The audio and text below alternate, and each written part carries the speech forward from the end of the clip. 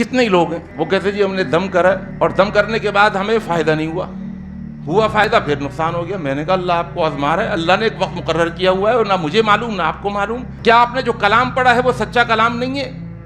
بالکل سچا کلام ہے۔ کیا وہ بابرکت کلام نہیں ہے؟ بالکل بابرکت کلام ہے۔ کیا جس کا کلام ہے اس کو نہیں پاتا؟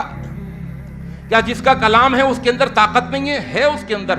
آپ نے پڑھ کر کوئی کام کر کے محنت کر کے زندگی کے ہر شعبے میں اس کو لے کے چلیں، آپ محنت کر کے کوشش کر کے اب اس کا نتیجہ اللہ کے اوپر چھوڑ دیجئے، اس کو اللہ کے سپرد کر دیجئے۔